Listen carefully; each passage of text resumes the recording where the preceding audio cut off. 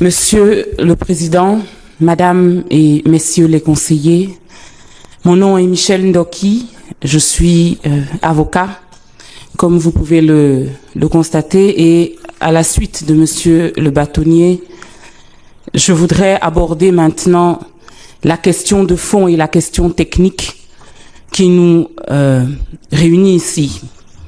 Il vous l'a dit, nous sommes ici pour parler d'une élection. Élire vient du latin eligere, qui veut dire choisir. Élire, c'est choisir entre plusieurs personnes ou choses. L'élu, c'est celui qui a été nommé par les suffrages. Et c'est là la différence entre l'élection et la nomination. Dans un cas, il y a une autorité qui vous désigne. Dans l'autre, ce sont des suffrages. À propos de l'élection, l'un d'entre vous, messieurs les conseillers, a dit « Just voting itself, dropping your ballot paper in the ballot box comes from a total social, economic and political thinking, and that is human. For a person to leave his house, walk to the polling station and drop his vote means a whole lot of things.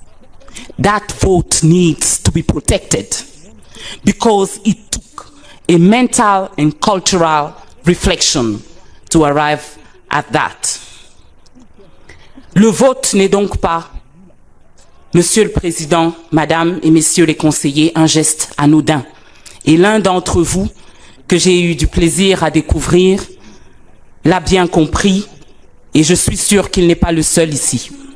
Le 7 octobre, à l'issue d'une campagne acharnée, une des plus belles, et je crois même pour beaucoup, la plus belle qu'ait connue notre patrie, les Camerounais qui remplissaient les critères légaux étaient appelés à choisir celui qui allait devenir pour les 7 années à venir le président de la République. Beaucoup ont répondu à l'appel. Et depuis, nous argumentons, nous conférons devant la presse ou ailleurs, nous discutons, mais surtout, nous attendons anxieusement aujourd'hui de savoir ce que ces personnes qui étaient au rendez-vous, comme vous, comme moi, ont décidé.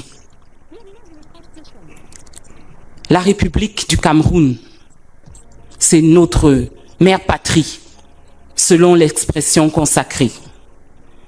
Pour moi, qui ai aujourd'hui 45 ans révolus, c'est plus une grande sœur qu'une mère. Pour beaucoup d'entre vous, Monsieur le Président, Madame et Messieurs les conseillers, c'est une jeune sœur, parce que vous avez connu l'époque où ce n'était pas la République du Cameroun, ni même la République unie, ni même la République fédérale du Cameroun. C'est une jeune sœur. Peut-être même que pour certains d'entre vous ici, c'est une fille que vous auriez eue dans votre jeunesse. La patrie.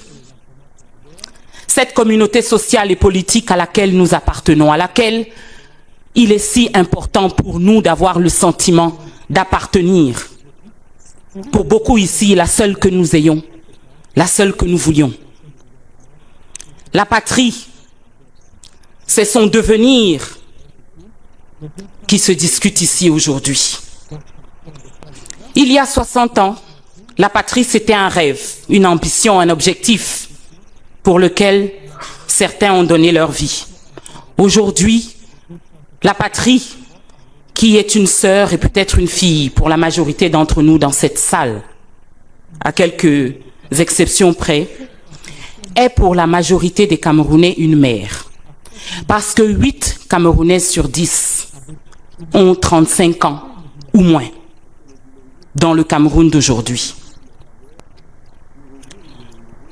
Et c'est pour 8 Camerounais sur 10 que nous devons, que vous devez décider de protéger et de servir la patrie, leur mère, notre sœur. Le 7 octobre 2018, la patrie s'est arrêtée, là où c'était possible, pour élire son président de la République. Et vous savez que mon client, le professeur Maurice Kamto, a une idée claire sur l'identité de celui sur lequel s'est porté son choix. La Commission nationale de recensement général des votes vous a transmis des documents qui paraissent défendre une idée différente. Et nous voilà ici aujourd'hui. Nous avons introduit un recours dans 7 régions.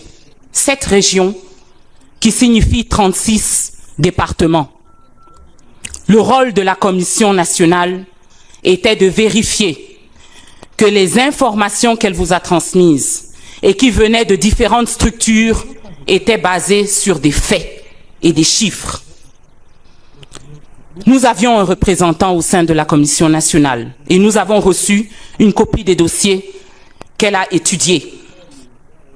Nous en avons reçu pour 30 départements. Donc, d'entrée de jeu, vous avez 6 départements qui manquent à l'appel dans les documents qui sont appelés à être revus par la Commission et 6 départements, Monsieur le Président, Madame et Messieurs les conseillers, ça veut dire 514 336 inscrits. Dans des endroits à l'extrême nord, dans la Damawa, le sud-ouest, le nord-ouest, à l'est, où le taux de participation à ces élections a varié pour les plus faibles au nord-ouest et au sud-ouest entre 0,61 et 26%. Pour les endroits où le taux de participation était le plus élevé à l'est, entre 53 et 77%. 514 336 inscrits. Un taux de participation, comme vous pouvez l'entendre, et on ne sait pas ce qu'ils ont décidé. Suivant l'article 69 du Code électoral, la Commission nationale de recensement général des votes procède au décompte général des votes au vu des procès-verbaux et des pièces annexes transmis par les commissions départementales de supervision. Alors, bien entendu, la question qui se pose avant tout, c'est de savoir sur quelle base la Commission nationale a tranché.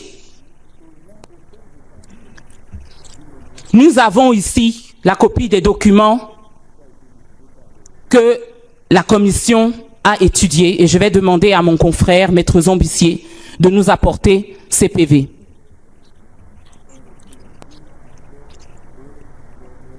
L'examen de ces documents montre que il ne s'agit pas de PV dans 11 départements. Dans la Benoué, le Diamaré, Djerem, Faro-Edeo, le Oignon, le Mayoré, le Mayolouti, Mbéré, Mémé et l'Océan, nous avons des tableaux. Nous n'avons pas de procès verbal. Et les départements que je viens de vous citer, c'est 1 386 137 inscrits sur les listes électorales d'après les statistiques de l'ECAM qui ont été, elles aussi, communiquées par la Commission nationale de recensement. Sans ces PV, nous pouvons dire, en tant que juristes, que la Commission n'a pas statué sur les bases légales, puisqu'elle ne l'a pas fait sur la base prévue par l'article 69 que je viens de citer du Code électoral. Et dans la mesure où elle n'a pas fait ça, elle ne vous met pas en mesure, Monsieur le Président, Madame et Messieurs les conseillers, de proclamer des résultats fiables. Or, c'est là votre rôle. C'est une responsabilité que beaucoup, dans les dernières semaines, ont tenu à rappeler être exclusivement la vôtre. Messieurs les rapporteurs, successivement, ont insisté sur le fait que les irrégularités dont nous allons parler ne sont pas étayées par des preuves.